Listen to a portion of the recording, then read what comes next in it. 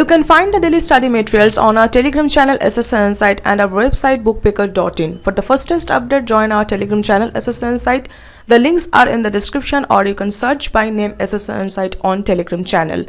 हमारे वेबसाइट में हर तरह का गवर्नमेंट एग्जाम्स के लिए बुक्स एनलिस्ट किया गया है, जिससे आपको पता चले कि कोई भी एक एग्जाम के लिए मार्केट में कौन सा बुक्स अवेलेबल है। एक वेल ऑर्गेनाइज तरीके से ये हमारे वेबसाइट पर बुक्स एनलिस्ट किया गया है एंड इसके साथ साथ सभी स्टडी मटेरियल्स यहाँ पे मंथ वाइज प्रोवाइड किया गया है। So please do visit our website bookpicker.in. The links are in the description. Everyone, welcome to SSC Insight. My name is Neetu and here we are discussing SSC CGL 2021 previous year question of geography. We have already done polity, we have already covered history, static GK, biology. You can check the playlist. Today we are going to discuss previous year question of geography of TCS pattern. The first question is, tribes of Nicobar Island pay their respects to the departed soul of the head of the family during the dash. इसमें पूछा गया है कि Nicobar island में एक festival celebrate किया जाता है जिसमें डिपार्टेड सोल, जो कि हेड ऑफ द फैमिली का डिपार्टेड सोल है, उनको रिस्पेक्ट ट्रिब्यूट किया जाता है। तो वो फेस्टिवल जो है वो है ऑस्वेरी फेस्टिवल। कौन सा फेस्टिवल है? ऑस्वेरी फीस्ट फेस्टिवल है। इसमें फोक डांस भी ऑर्गेनाइज किया जाता है और लोग निकोबार आइलैंड के ट्राइब सेलिब्रेट करते हैं अपने हेड ऑफ द फैमिली को ट्रिब्यूट करने के लिए। Okay, so our answer is Oswari feast या Oswari उत्सव. Next is, with which of the following ocean would you associate the ring of fire? इसमें पूछा गया है कौन से ओशियन के से आप एसोसिएट करेंगे रिंग ऑफ फायर को। सो रिंग ऑफ फायर बोला जाता है किसको? पैसिफिक ओशियन को बोला जाता है। पैसिफिक ओशियन जो है वो basically centre of most seismic and volcano activity का है। इसमें यहाँ पे सिस्मिक वेव्स भी बहुत सारे आए हैं और वॉल्केनो एक्टिविटी भी बहुत ज़्यादा हुआ है। ओके, वॉल्केनिक eruption, अर्थक्वेक भी यहाँ पे बहुत ज़्यादा होता है, इसीलिए इसको रिंग ऑफ फायर के नाम से जाना जाता है। Okay, so our answer is Pacific Ocean या प्रशांत महासागर। Next is, pneumatophores are specialized in dash hydrophytes. इसमें आपको बताना है कि निमेटोफोर्स जो होते हैं वो स्पेशलाइज्ड किस हाइड्रोफाइट्स में होते हैं। तो स्पेशलाइज्ड रूट्स इन हाइड्रोफाइट्स, यानी कि मूल रूप से ये होते हैं। निमेटोफोर्स जो होते हैं वो वाटर सरफेस में ग्रो करते हैं। कहाँ पे ग्रो करता है निमेटोफोर्स? वाटर सरफेस में ग्रो करता है और स्पेशलाइज्ड होते हैं रूट्स हाइड्रोफाइट्स में। सो हमारा आंसर होगा roots. Next is, with which of the following is also known as white mountain. आपको बताना है कि व्हाइट माउंटेन के नाम से कौन जाना जाता है। सो बेसिकली व्हाइट माउंटेन को जो है वो जाना जाता है धौलागिरी। धौलागिरी 1 आंसर ऑप्शन में था। सो बेसिकली धौलागिरी पर्वत जो है वो व्हाइट माउंटेन के नाम से जाना जाता है। ये एक्चुअली जो वर्ड है वो ऐसे है, धौलागिरी। ओके, सो गिरी दोनों संस्कृत वर्ड है। गिर का मतलब ही पर्वत होता है यानी कि माउंटेन होता है, और ध्वरा का मतलब है ब्यूटीफुल वाइट, यानी धौलागिरी का मतलब है beautiful white mountain. Okay, Dhaulagiri white mountain. Now ये जो धौलागिरी है ये 7th लार्जेस्ट माउंटेन है वर्ल्ड का, और ये कहाँ सिचुएटेड है? नेपाल में काली रिवर के बिसाइड में। कहाँ पे है? Western side of Kali river, western side of Kali river. Okay, so our answer is Dhaulagiri 1। Next is, according to Ramsar convention which of the following is world wetland day. इसमें पूछा गया है कि वर्ल्ड वेटलैंड डे यानी विश्व आर्द्र भूमि दिवस कब मनाया जाता है according to Ramsar convention. According to Ramsar convention 2 February every year wetland day, world wetland day celebrate किया जाता है। ओके, रामसर कन्वेंशन रिलेटेड है वेटलैंड से यानी आर्द्र भूमि से, और ये जो रामसर है वो ईरान की एक सिटी है। क्या है? ईरान की एक सिटी है। 1971 में रामसर कन्वेंशन साइन हुआ था वेटलैंड्स को प्रिवेंट करने के लिए, क्योंकि ये जो आर्द्र भूमि होता है ये इन्वायरमेंट को सेव करके रखता है, इरोजन से बचा के रखता है।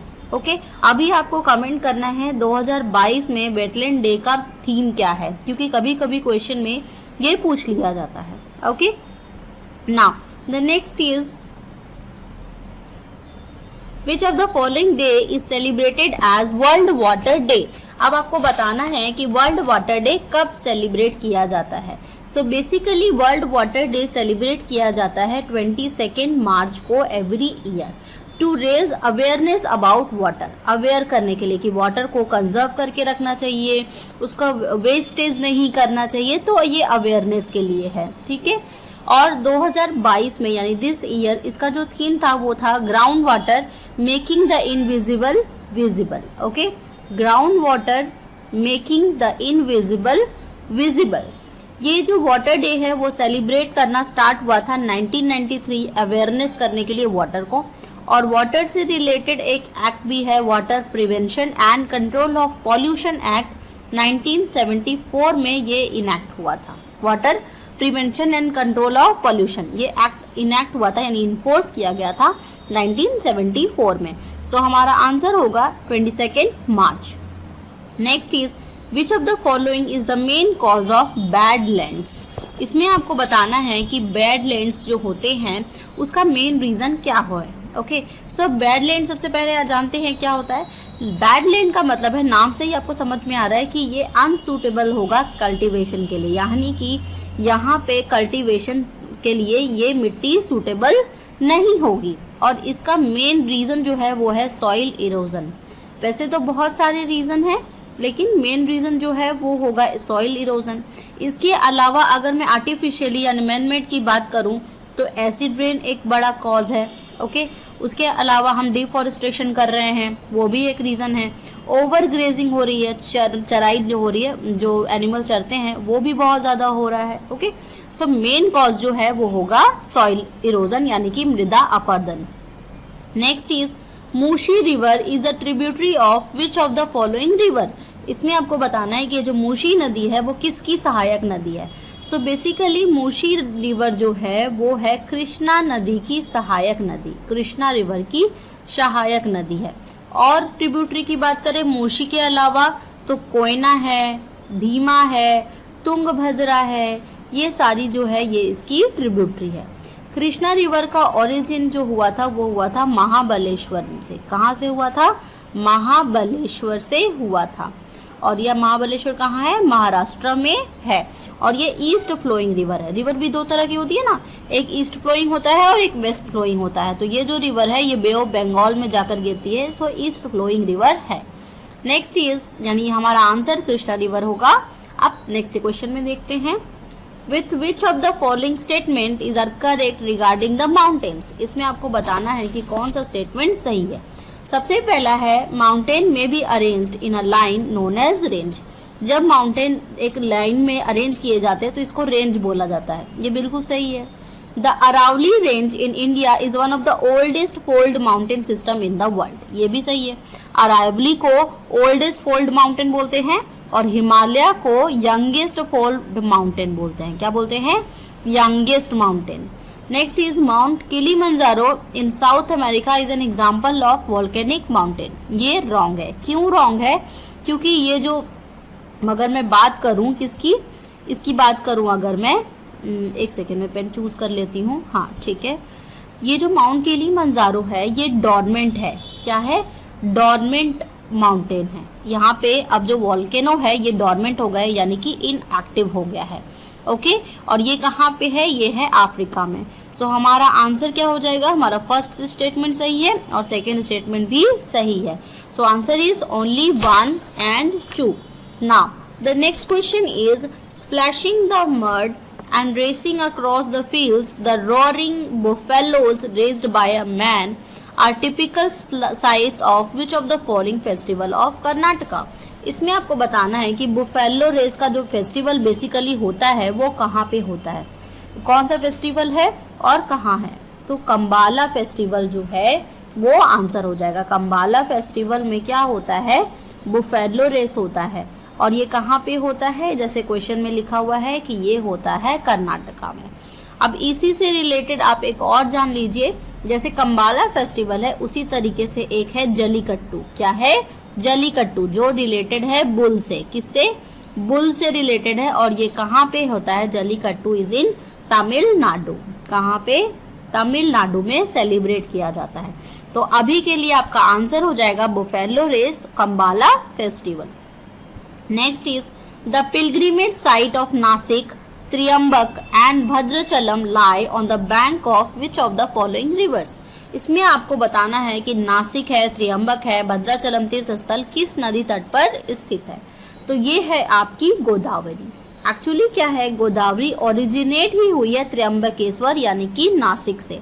ये जो त्र्यंबक लिखा हुआ है ना, त्र्यंबकेश्वर से ओरिजिनेट हुई है और ये सेकेंड लार्जेस्ट इंडियन रिवर है। फर्स्ट लार्जेस्ट तो आपको पता ही है, आप फर्स्ट लार्जेस्ट कमेंट करके बताइए कि सबसे लंबी नदी इंडिया में कौन सी है। ओके, सेकेंड लार्जेस्ट इंडिया की गोदावरी है और इसको बोला जाता है गंगा ऑफ साउथ। क्या बोला जाता है? Ganga of south. और ये ईस्ट फ्लोइंग रिवर है। अब अगर मैं बात करूं कि इसकी ट्रिब्यूटरी क्या है,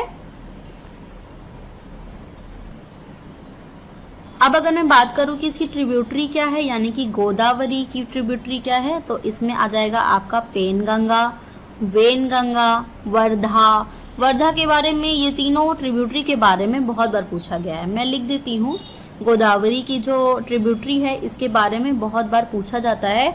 सो है आपकी सबसे पहले पेनगंगा, ओके, या देन है आपका वेनगंगा और उसके बाद आता है आपका वर्धा। ये इसकी ट्रिब्यूटरी हो जाएगा, तो आपका आंसर होगा Godavari. Now the next is with which of the following environment event is observed by switching off all the lights at homes, business establishments, landmarks and so on for an hour? इसमें बोला गया है कि 1 घंटे के लिए सारी लाइट्स बंद कर दी जाती है, स्विच ऑफ कर दी जाती है, चाहे वो घर हो, चाहे वो बिजनेस हो या बाहर का स्ट्रीट हो, उसको बोला जाता है अर्थ आवर। क्या बोला जाता है? अर्थ आर्ट बोला जाता है। इसका मतलब है सब जगह पे स्विच ऑफ कर देना लाइट को। और ये जो है led by WWF world wide fund for nature to raise awareness about environment and climate change. क्योंकि हम बहुत ज़्यादा इलेक्ट्रिसिटी वेस्ट करते हैं तो उसी के बारे में अवेयरनेस फैलाने के लिए WWF लेड करती है अर्थ आवर को। सो हमारा आंसर हो जाएगा Earth Hour. Now the next is which of the following crop is described as it is a crop which is used both as food and fodder? It is a kharif crop that requires temperature between 21 degrees Celsius to 27 degrees Celsius and grows well in old alluvial soil. इसमें आपको बताना है कि ये जो crop है वो कौन सा क्रॉप है जो कि फूड की तरह भी यूज़ होता है और फॉडर की तरह यानी भोजन और चारे दोनों की तरह यूज़ होता है। वो है मक्का यानी कि मेज़। ठीक है, ये एक खरीफ क्रॉप है। हमारा 3 क्रॉप होता है ना, राबी, खरीफ, जायद, तो ये खरीफ क्रॉप है और इसको मॉडरेट टेम्परेचर चाहिए होता है, ना ज़्यादा ना कम, और ये जलोढ़ मिट्टी में, पुरानी जलोढ़ मिट्टी में अच्छे से ग्रो करती है। सो हमारा आंसर हो जाएगा मेज। Now the next is approximately how much percentage nearest to integer of total water on the surface of earth is accounted for by the ocean? इसमें पूछा गया है कि पृथ्वी की सतह पर कुल कितना प्रतिशत पानी जो है वो महासागरों में संचित है। तो जो टोटल पानी है उसमें से 97% वाटर जो है वो कहाँ पे है? ओशियन में है। और ओशियन का पानी पीने लायक तो होता नहीं है, 3% सिर्फ पीने लायक है, तो हमें उसको सेव करके रखना चाहिए। Okay, so answer is 97. Next is the Devmali is the highest mountain peak of. Devmali सबसे ऊंची पर्वत चोटी है कहाँ की? तो ये है उड़ीसा की और डिस्ट्रिक्ट का नाम है कोरापुट। क्या नाम है? कोरापुट या कोरापुट बोलते हैं। और ये इको टूरिज्म एंड ट्रैकिंग के लिए फेमस है। किसके लिए फेमस है? इको टूरिज्म एंड ट्रैकिंग के बारे में तो हम सब ने सुना है ना, तो ये ट्रैकिंग के लिए भी फेमस है। So our answer is Orissa. Now the next question is which of the following statement is are correct? First is Karnataka is the highest producer of coffee in India. बिल्कुल सही, कॉफी प्रोड्यूस करने में Karnataka number 1। Arabica एक coffee का variety है, बिल्कुल सही। Arabica variety initially broad from Mexico, नहीं, ये सबसे पहले अराबिका जो आई थी वो आई थी यमन से। कहाँ से आई थी? यमन से आई थी। और सबसे पहले कहाँ पे प्रोड्यूस की गई थी? बाबा बूदान हिल्स में प्रोड्यूस की गई थी। बाबा बूदान हिल्स में प्रोड्यूस की गई थी। सो हमारा आंसर हो जाएगा 1 and 2। ओके, देखिए only 1 and 2। Now the next is with which of the following dwarf planet lies in main asteroid belt. इसमें आपको बताना है इसमें से कौन सा ड्वार्फ प्लैनेट ऐसा है जो कि मेन एस्ट्रॉइड बेल्ट में होता है। जो मेन एस्ट्रॉइड बेल्ट में होता है उसको बोलते हैं सेरेस। सेरेस भी पढ़ते हैं, हिंदी में साइरस भी पढ़ते हैं, ठीक है। सेरेस जो है वो मार्स और जुपिटर के बीच में होता है। किसके बीच में होता है? मार्स और जुपिटर के बीच में होता है, और ये एस्ट्रॉइड बेल्ट का फर्स्ट मेंबर है। ये जो है ना साइरस, सेरेस जो है वो फर्स्ट मेंबर है। सो हमारा आंसर होगा Ceres. Now the next is Mount Ti. In which Indian state will you find Mount Ti. अब आपको बताना है कि ये ती पर्वत जो है वो इंडिया में कहाँ पाई जाती है। तो ये मिलेगा आपको नॉर्थ ईस्ट एरिया में, नागालैंड में, ठीक है। नागालैंड में एक जगह है वोखा प्लेस, वहाँ पे मिलता है। और इस माउंट ती को बोला जाता है द माउंटेन ऑफ लाइफ। क्या बोला जाता है? The mountain of life. Now the next is, Nagaland तो आंसर हो गया हमारा। Next question is which of the following river is also called Vyeth. Vyeth किसको कहा जाता है? तो व्यथ कहा जाता है झेलम रिवर को। किसको कहा जाता है? झेलम को। झेलम का एक और नाम है, क्या है? वितास्ता, ठीक है। आइए झेलम के नाम के बारे में जानते हैं। झेलम को जो वितास्ता बोला जाता है ये बोला जाता है संस्कृत में, ओके। और क्या बोला जाता है? ये जो व्यथ बोला गया है ये बोला गया है कश्मीरी लैंग्वेज में, यानी कश्मीर में। और एक नाम है हाइडेस पीस। क्या है? हाइडेस पीस, जिसके नाम से एक बैटल भी हुआ था, बैटल ऑफ हाइडेस पीस। ये बोला जाता है ग्रीक में। तो ये इसका नाम है, ठीक है। सो व्यथ का नाम क्या हो जाएगा? Jhelum. Jhelum is our answer. Next question is which of the following is an indigenous dairy breed of cattle. इसमें आपको बताना है कि कौन सी दूध देने वाली गाय की एक देसी नस्ल है, ओके। सो इंडिजिनस नस्ल बताना है, तो वो है रेड सिंधी। रेड सिंधी काव जो होती है वो बेसिकली वाइडली यूज्ड होती है मिल्क प्रोडक्शन के लिए। मिल्क प्रोडक्शन के लिए बहुत ज़्यादा यूज़ की जाती है। और ये जो कलर होता है कुछ इसका रेड ब्राउन में होता है, हल्का रेडिश ब्राउनिश कलर में ये काव होती है। सो हमारा आंसर हो जाएगा लाल सिंधी या red Sindhi, okay. Now the next question is Madagascar is located in which ocean. Madagascar जो है वो कहाँ लोकेटेड है, कौन से महासागर में स्थित है? ये लोकेटेड है इंडियन ओशियन में, ठीक है। इंडियन ओशियन में लोकेटेड है। और मेडागास्कर वैसे कौन से कॉन्टिनेंट में आता है? अफ्रीका में आता है। और ये one of the largest island है। सबसे बड़ा नहीं है, लेकिन जितने भी बड़े आइलैंड है so one of the largest island में से है, ओके। एंड यहाँ पे बहुत ज़्यादा unique wild life and diversity देखी जाती है। Unique wild life and biodiversity देखी जाती है, ओके। मैं लिख देती हूँ, unique wild life and biodiversity देखी जाती है। So Madagascar is in Indian Ocean या भारतीय सागर, महासागर। Next is dash is a vocal form of music from the state of Punjab. इसमें आपको बताना है वोकल म्यूजिक पंजाब का कौन सा है। तो ये है टप्पा। क्या है? टप्पा म्यूजिक। ये Indian semi classical vocal music है। Indian semi classical vocal music है। और इसका टोन जो है वो बहुत स्वीट और मेलोडियस होता है। टोन स्वीट और मेलोडियस होता है, प्यारा सा। So answer is tappa.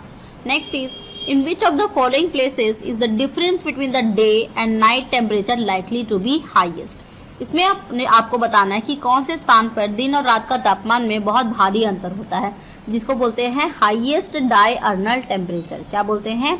Highest diurnal temperature. ये होता है डेजर्टी एरिया में, ठीक है। सो इंडिया में होगा थार डेजर्ट में। थार डेजर्ट में एक्चुअली क्या है? डेजर्ट में क्या मिलता है? सैंड मिलता है। और सैंड जो होती है वो डे में बहुत जल्दी गर्म हो जाती है, टेम्परेचर बहुत ज़्यादा, और नाइट में बहुत जल्दी सैंड क्या हो जाती है? ठंडी हो जाती है। तो क्या हो जाता है? टेम्परेचर कूल हो जाता है। तो डिफरेंस टेम्परेचर का बहुत ज़्यादा देखने के लिए मिलता है। कहाँ पे?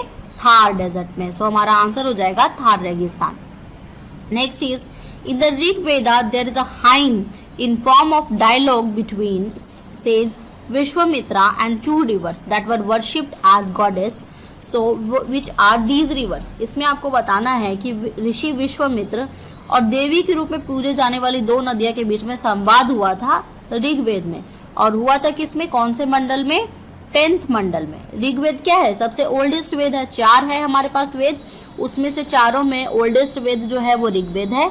और 10th मंडल में ये डायलॉग हुआ था किसके बीच में, विश्वामित्र के बीच में, और रिवर जो थी वो थी ब्यास एंड सतलुज। कौन थी, ब्यास और Sutlej.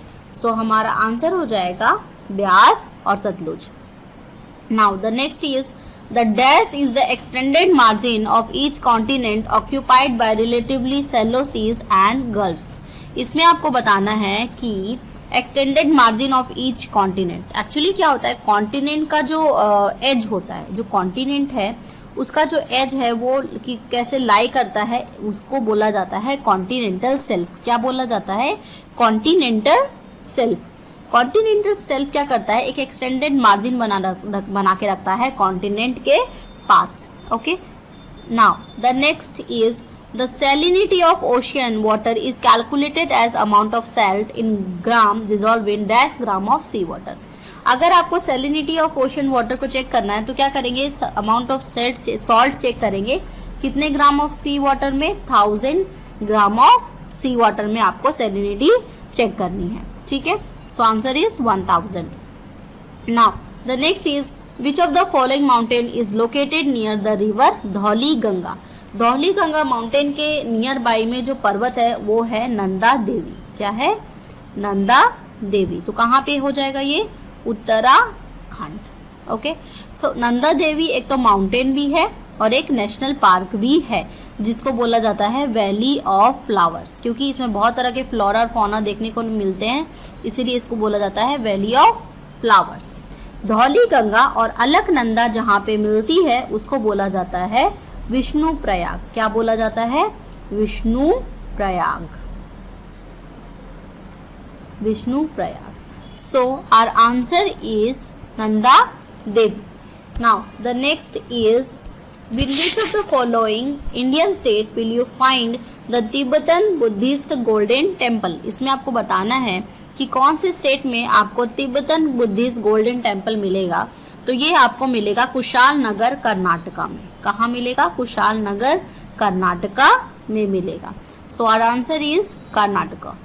Now the next is as per the census 2011 which of the following state or union territory has literacy rate more than 90%। इसमें आपको बताना है कि कौन सा स्टेट है जहाँ पे लिटरेसी रेट 90 से ज़्यादा है।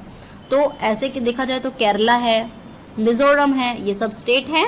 ओके, और उसके अलावा यूटी की बात करें तो लक्षद्वीप है। ओके, सो यहाँ पे जो ऑप्शन था अकॉर्डिंग टू द ऑप्शन हमारा आंसर है मिजोरम। क्या है आंसर, मिजोरम।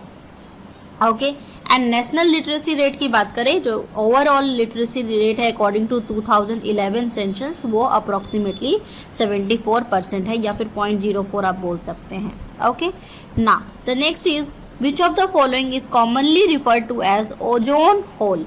इसमें आपको ये बताना है कि जो एटमॉस्फेयर की लेयर होती है, ट्रोपोस्फेयर होता है, स्ट्रेटोस्फेयर होता है, मेजोस्फेयर होता है, थर्मोस्फेयर होता है, फिर एक्सोस्फेयर होता है। तो कौन सा लेयर जो है वो ओजोन होल से रिलेटेड है, तो वो जो लेयर है वो है स्ट्रेटोस्फेयर से रिलेटेड। स्ट्रेटोस्फेयर में ही ओजोन लेयर होता है, और ओजोन होल का मतलब है कि ये जो ओजोन है वो डिप्लीट हो जाता है, उसकी लेयर रिड्यूस हो जाती है, और उसकी वजह से हार्मफुल रेडिएशन सन से पास करके हमारे तक आती है और हमें हार्म पहुंचाती है।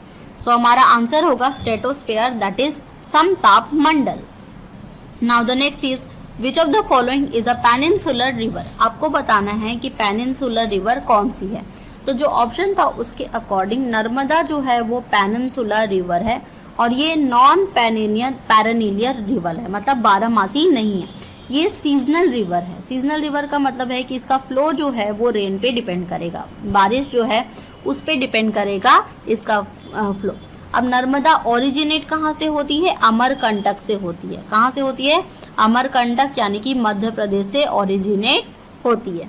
सो हमारा आंसर पेनिनसुलर रिवर में हो जाएगा नर्मदा।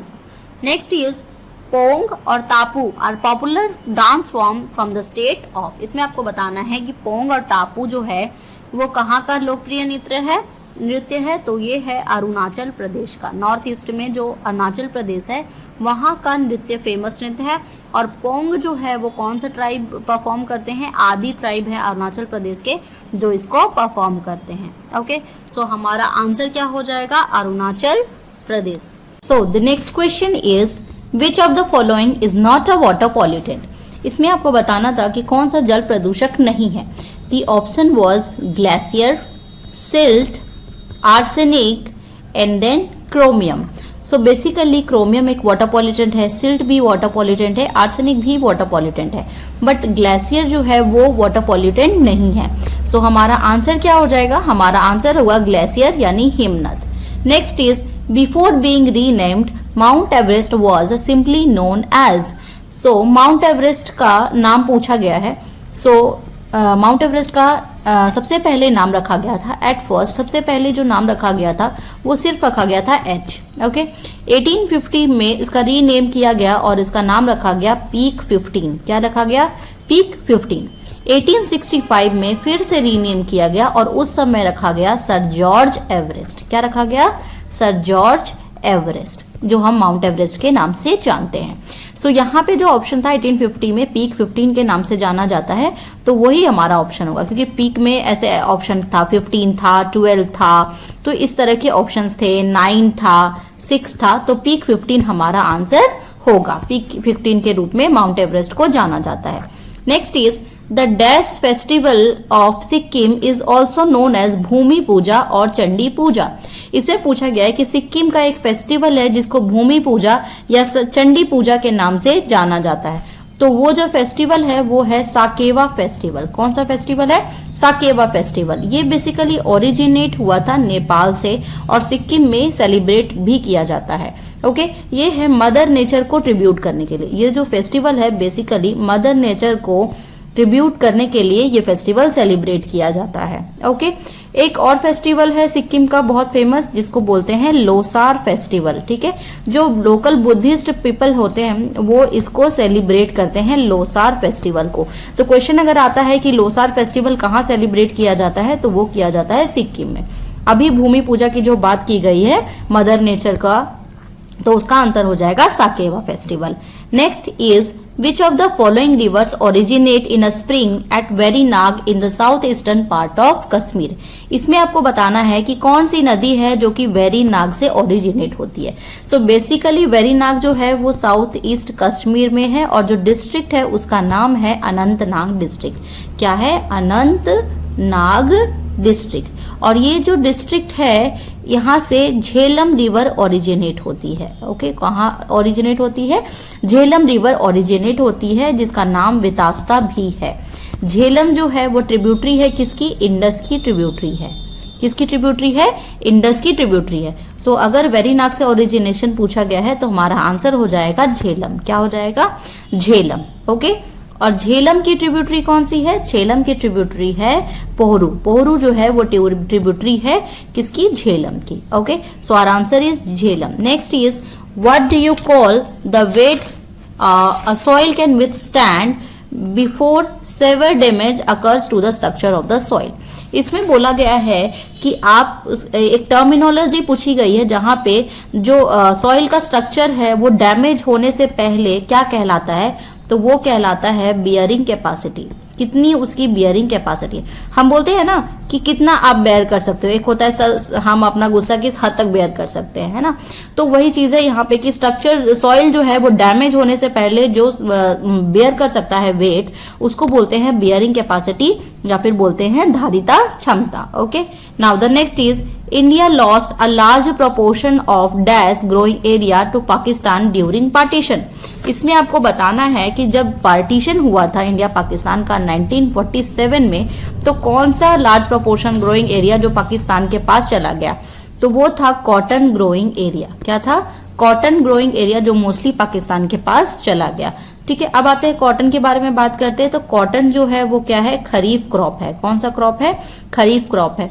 ओके, इसके लिए कॉटन जो है वो किस में, उसके लिए सूटेबल सॉइल जो है वो ब्लैक सॉइल है, जिसको ब्लैक कॉटन सॉइल के नाम से भी जाना जाता है, और ब्लैक सॉइल को रेग्यूर सॉइल के नाम से भी जाना जाता है। ओके, कॉटन कहाँ उगाया जाता है? तो यहाँ पे महाराष्ट्र में, गुजरात में, हरियाणा में, और कहाँ पे हो जाएगा आपका? राजस्थान में। इन सब जगह पे कॉटन की खेती होती है। सो हमारा आंसर क्या हो जाएगा? कॉटन यानी कि कपास। Next is which of the following is a group of island found in the tropical oceans consisting of coral reefs and a central depression। इसमें पूछा गया है कौन सा ऐसा ग्रुप ऑफ आइलैंड है जहां पे कोरल रीफ मिलता है, तो वो है अटॉल। क्या है? अटॉल। अटॉल एक ग्रुप ऑफ आइलैंड है। क्या है? ग्रुप ऑफ आइलैंड है जो कोरल रीफ से गिरा हुआ है, हैविंग कोरल रीफ। और ये जो अटॉल होता है ये रिंग शेप्ड आइलैंड है। कैसा है? Ring shaped island. Okay. And जो मोस्टली अटॉल होते हैं वो कहाँ पे मिलता है? पैसिफिक ओशियन में। कहाँ पे मिलता है? पैसिफिक ओशियन में। सो हमारा आंसर हो जाएगा atoll. Okay, atoll. Next is which of the following is the shallowest part of the ocean showing an average gradient of 1 degree और इवन लेस। इसमें पूछा गया है कि average gradient less than 1 degree जो होता है, लेस देन 1 डिग्री, इसको उस सेलोएस्ट पार्ट को क्या बोलते हैं? उसको बोलते हैं कॉन्टिनेंटल शेल्फ। क्या बोलते हैं? Continental shelf. ये हमारा आंसर हो जाएगा, महाद्वीपीय shelf. Next is which of the following is a mountain between India and Nepal. India और नेपाल को जो कनेक्ट करता है उसको बोलते हैं कांचनजंगा। कंचनजंगा भी बोलते हैं, कांचनजंगा भी बोलते हैं। सो इसका स्पेलिंग वेरी करता है, तो आपसे तो स्पेलिंग पूछा नहीं जाएगा, तो आपको बस ये ध्यान रखना है कि कांचनजंगा होगा। ओके। सो इंडिया और नेपाल को कनेक्ट करने के लिए माउंट जो है वो कंचनजंगा है, और ये 3rd largest mountain of the world है। 3rd largest mountain of the world. Okay. और नेपाल में, और हम नेपाल की बात अगर मैं करूं तो नेपाल में हाईएस्ट माउंटेन रेंज क्या है? हिमालय है। क्या है? Himalaya. Largest mountain range Himalaya. Okay. So हमारा आंसर क्या हो जाएगा? हमारा आंसर होगा Kanchenjunga. Okay. Now the next is in which Indian state is the Fatorpa Yatra celebrated. अब आपको बताना है कि ये जो फतोरपा यात्रा फेस्टिवल है ये कहाँ सेलिब्रेट किया जाता है? ये बेसिकली सेलिब्रेट किया जाता है गोवा में। और कौन सा टेम्पल में? शांता दुर्गा। शांता दुर्गा नाम का टेम्पल है जहां पे ये सेलिब्रेट किया जाता है। Okay. So our answer is Goa. Now the next is the Hundru fall lies along the course of which of the following rivers. आपको बताना है कि हुंड्रू फॉल जो है वो कौन से रिवर में मिलता है, तो वो होगा आपका स्वर्ण रेखा रिवर। ठीक है, जिसको इंग्लिश में सुवर्ण रेखा बोलते हैं, लेकिन हिंदी में स्वर्ण रेखा रिवर पे आपको ये हुंड्रू फॉल देखने के लिए मिलेगा। ये बेसिकली कहाँ पे है? रांची में है, झारखंड में। रांची, झारखंड। ओके। अब अगर मैं बात करूं कि हाईएस्ट फॉल कौन सा है, ये तो हुंड्रू फॉल हो गया। अगर मैं हाईएस्ट फॉल की बात करूं तो वो है कुंचिकल। कहाँ, कौन सा फॉल है? कुंचिकल फॉल है, जो कि कर्नाटका में है। कहाँ पे है? कर्नाटका में है। सो हमारा आंसर हो जाएगा Swarnarekha is in Jharkhand. Now the next is mountaineer refers to altitude about about dash metre as death zone.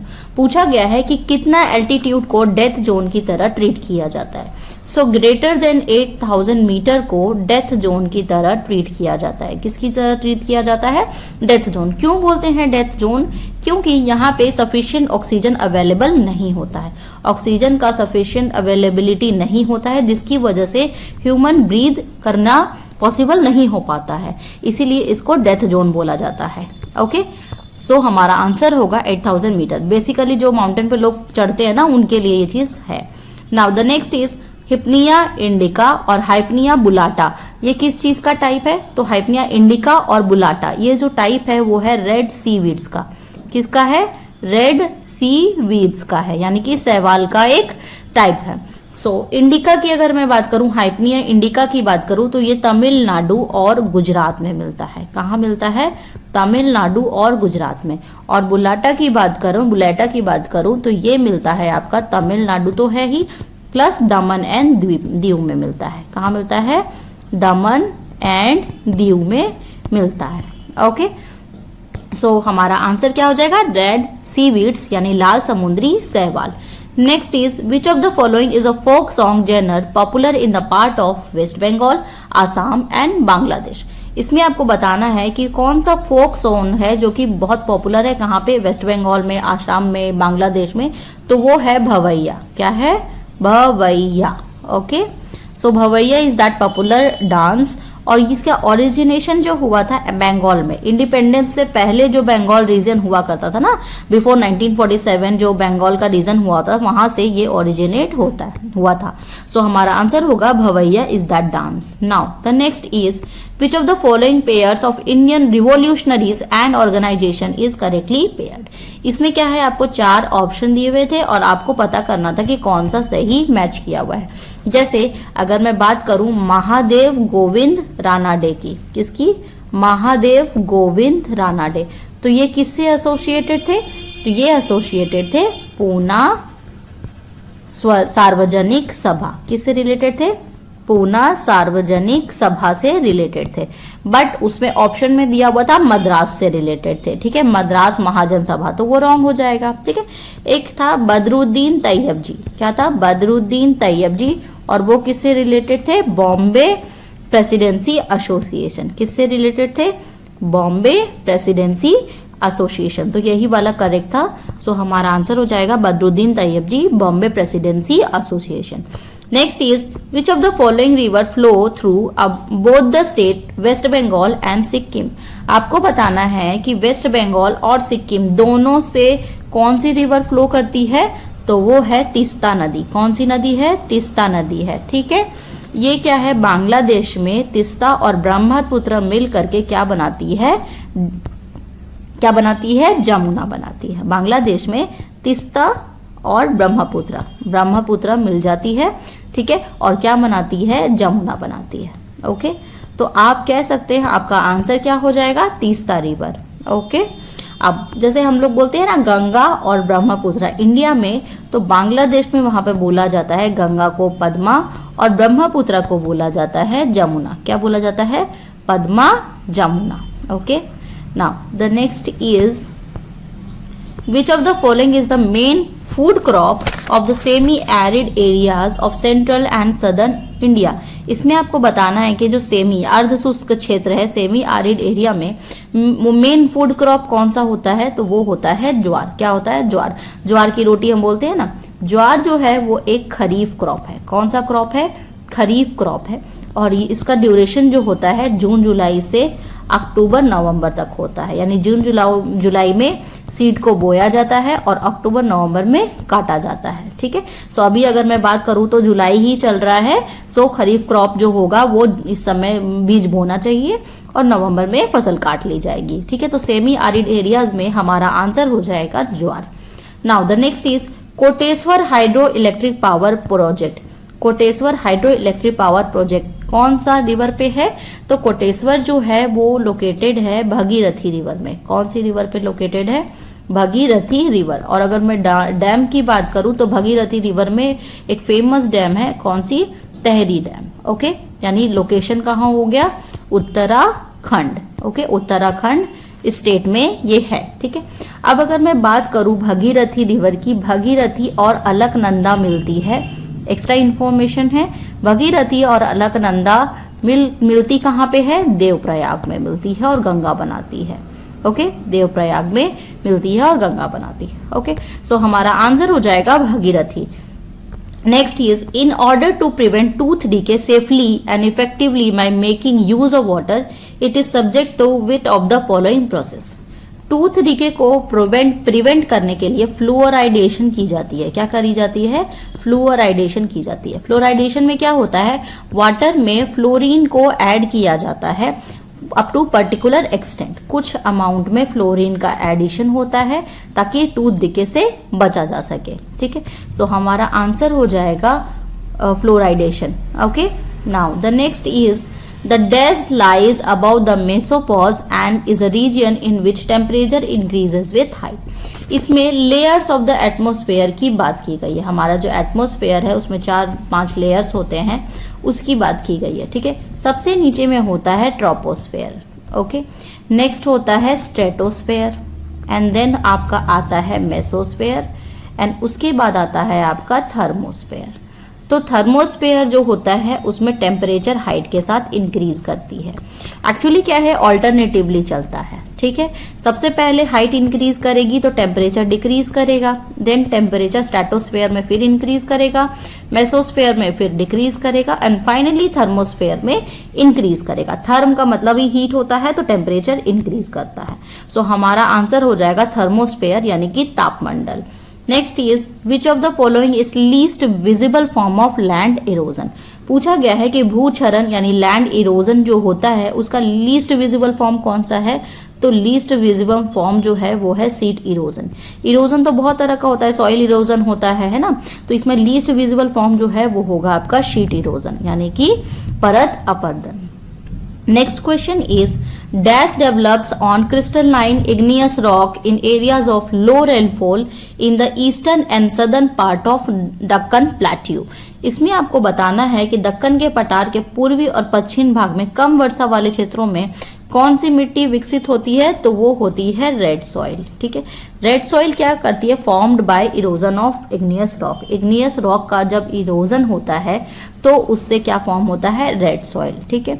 इसका कलर रेड क्यों होता है, क्योंकि इसमें आयरन ऑक्साइड पाया जाता है। क्या पाया जाता है, आयरन ऑक्साइड पाया जाता है और ये लेस फर्टाइल होती है क्योंकि क्षरण हो रहा है ना इसमें, तो ये लेस फर्टाइल है क्रॉप्स के लिए। इसमें कुछ ऐड ऑन करते हैं तब चीजें ग्रो की जाती है। Now the next is decrease in which of the following factors lead to an increase in the rate of evaporation। इसमें पूछा गया है कि evaporation का अपोजिट यानी इनवर्सली प्रोपोर्शनल क्या है। तो evaporation is inversely proportional to humidity, ठीक है। ह्यूमिडिटी कैसे, कि जब ह्यूमिडिटी डिक्रीज होगी तो इवेपोरेशन इंक्रीज होगा। होता क्या है, जब ह्यूमिडिटी डिक्रीज होगी तो एयर जो होगी वो ड्राई हो जाएगा। एयर ड्राई होगा तो उस केस में इवेपोरेशन ज़्यादा होगा। ओके, सो हमारा आंसर होगा ह्यूमिडिटी यानी कि आर्द्रता।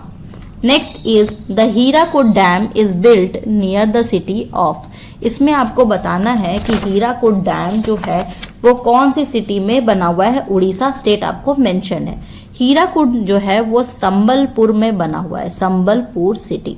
और अगर पूछा जाए ये डैम कौन सी नदी के ऊपर बनी हुई है, तो ये है महानदी। और महानदी कहाँ से ओरिजिनेट होती है, ये होती है छत्तीसगढ़ से ओरिजिनेट होती है। इस तरह के डैम वाले क्वेश्चन इंपॉर्टेंट हो जाते हैं। ओके, ये जो हीराकुड डैम है ये 1957 में बना था और ये लार्जेस्ट डैम है इंडिया का, लार्जेस्ट डैम इंडिया का है। और वर्ल्ड का अर्थेन डैम की बात करें तो उसमें भी लार्जेस्ट है। सो हमारा आंसर हो जाएगा संबलपुर इन उड़ीसा, महानदी रिवर पे बना हुआ। Next is river Ken. Ken नदी जो है is one of the major river of Bundelkhand region of central India and flows through 2 state MP and dash. इसमें पूछा गया है कि केन नदी जो है वो किससे फ्लो करती है, कहाँ से फ्लो गुजरती है। एक तो एमपी से और दूसरा है उत्तर प्रदेश, एक मध्य प्रदेश और एक है आपका उत्तर प्रदेश, बुंदेलखंड रीजन से। ये है यमुना की ट्रिब्यूटरी, ठीक है, यानी कि यमुना से जाके मिलती है, यमुना की ट्रिब्यूटरी है। और ये केन नदी कहाँ से निकलती है, कैमूर हिल से निकलती है। कैमूर हिल एमपी, एमपी से ये केन नदी निकलती है। So our answer is Uttar Pradesh. Next is as per WHO, World Health Organization, which of the following is not an example of disinfection byproduct formed at traditional drinking water treatment plants? इसमें पूछा गया है कि जो water treatment plants है उसमें disinfectant by products बनते हैं, तो कौन सा उसका एग्जाम्पल नहीं है। तो ऑप्शन में था आपका ब्रोमेट, उसके बाद आपका ऑप्शन था टाइटेनिया और उसके बाद आपका एग्जाम्पल था क्लोरेट। तो बेसिकली इसमें नॉट वाला पूछा गया, not an example of by products, तो हमारा आंसर होगा टाइटेनिया। ओके, सो ये हमारा आंसर है। Next is the Amar Annapurna peak belongs to which region of Himalaya. पूछा गया है कि अन्नपूर्णा पीक यानी अन्नपूर्णा चोटी जो है वो कौन से रीजन में है, तो नेपाल रीजन ऑफ हिमालय में प्रेजेंट है, ठीक है। इसका नाम अन्नपूर्णा जो है वो गॉडेस यानी माँ अन्नपूर्णा के नाम पर रखा गया है, ठीक है। माँ अन्नपूर्णा जो है उनके नाम पे रखा गया है। और ये कौन से रिवर के नजदीक में है, गंडकी रिवर के नजदीक में है, Gandaki river. So our answer is Nepal. Next is Ghoom monastery यानी कि घूम मठ कहाँ है? सो घूम मठ इज बेसिकली ऑन दार्जिलिंग। कहाँ पे है? दार्जिलिंग यानी कि वेस्ट बंगाल में है। यहाँ पे एक 15 फुट हाई बुद्धा स्टैचू देखने का के लिए मिलता है। बुद्ध का, भगवान गौतम बुद्ध जो हैं उनका स्टैचू देखने के लिए मिलता है। ओके, सो हमारा आंसर हो जाएगा घूम monastery is in Darjeeling. Next is which of the following decade was proclaimed by the General Assembly of United Nations as International Decade for an Action on Water for Life। इसमें पूछा गया है United nation का एक संयुक्त सभा हुआ था, जनरल असेंबली हुआ था, जिसमें इंटरनेशनल डिकेड डिक्लेयर किया गया था वाटर फॉर लाइफ के लिए। तो ये डिकेड कब से कब तक था? तो ये बेसिकली था 2005 से 2015 तक, यानी कि 2005 से 2015 तक। ओके, नाउ आंसर ये हो गया। Next is normally there is a dash day interval between spring tides and neap tides. Spring tides और नीप टाइड्स के बीच में बेसिकली 7 डेज का डिफरेंस होता है। कितने दिन का डिफरेंस होता है? 7 डेज का डिफरेंस होता है। स्प्रिंग की बात करें और नीप की बात करें, अगर मैं अर्थ, मून और सन की बात करूं तो ये तीनों जब अलाइंड होते हैं, ठीक है, एक ही लाइन में होते हैं, तब बनता है स्प्रिंग टाइड। और जब नीप टाइड में क्या होता है? तीनों परपेंडिकुलर होते हैं। 3 डायमेंशनल की बात करें तो तीनों क्या होते हैं? राइट एंगल पे होते हैं। तो 7 डेज का डिफरेंस होता है। Next is the Powadas is a popular folk dance from the state of. Powadas एक पॉपुलर फोक डांस है, कहाँ का? महाराष्ट्र का है। और महाराष्ट्र में एक और डांस बहुत फेमस है, कौन सा है? लावणी। कौन सा है? लावणी, जिसके बारे में पूछा जाता था, इस बार पोवाडास पूछा गया है। ये एक इवेंट डिस्क्राइब करता है basically to honour Maratha ruler Chhatrapati Shivaji. कौन है मराठा रूलर? छत्रपति शिवाजी को ग्रीट करने के लिए बेसिकली ये फेस्टिवल मनाया जाता है, Powadas in Maharashtra. Next is the black sea is the dash ocean. जो ब्लैक सी है यानी कि काला सागर है, कौन से ओशन में है? तो ये है अटलांटिक ओशियन में। कहाँ पे है? अटलांटिक ओशियन में है। किसके और किसके बीच में लाई करता है? यूरोप और एशिया के बीच में ब्लैक सी लाई करता है। ओके, और ये लार्ज इनलैंड सी है। कैसा सी है? इनलैंड सी है। So our answer is Atlantic ocean. Next is which of the following statement about black soil is incorrect? This is the last question of our class. यहाँ से हमारा geography भी complete हो जाता है। We have already covered history, okay, and static GK का portion भी हो चुका है, then biology का भी हो चुका है, और आपका पॉलिटी भी हो चुका है। जिन लोगों ने नहीं देखा है प्लेलिस्ट जाके चेक कर लीजिए, अभी फेज 10 का एग्जाम आपका होने वाला है, तो उसके लिए ये क्वेश्चंस आपके बहुत हेल्पफुल रहने वाले हैं। ओके, सो अभी इसका आंसर देखते हैं। सॉइल में इनकरेक्ट स्टेटमेंट पूछा गया। तो सबसे पहला जो स्टेटमेंट था वो था कि ब्लैक सॉइल को रेग्यूर सॉइल कहा जाता है या कॉटन सॉइल कहा जाता है। तो ये तो बिल्कुल सही है, कॉटन सॉइल भी बोला जाता है और रेग्यूर सॉइल भी बोला जाता है। ठीक है, ये कहाँ पे पाया जाता है? दक्कन प्लेट्यू में। तो वो भी सही है, दक्कन प्लेट्यू में पाया जाता है। जैसे महाराष्ट्र है, गुजरात है, इधर दक्कन प्लेट्यू में ये ब्लैक सॉइल होता है। ठीक है, ये दोनों सही है। और क्या बोला गया कि ब्लैक सॉइल जो है वो रिच होता है किसमें? फॉस्फोरस में और नाइट्रोजन में। तो ये गलत है, ब्लैक सॉइल जो है फास्फोरस और नाइट्रोजन में रिच नहीं होता है। So our answer is it is rich in phosphoric content. सो यही हमारा आंसर होगा, ये इनकरेक्ट होगा। So this is all about the class. Thank you so much.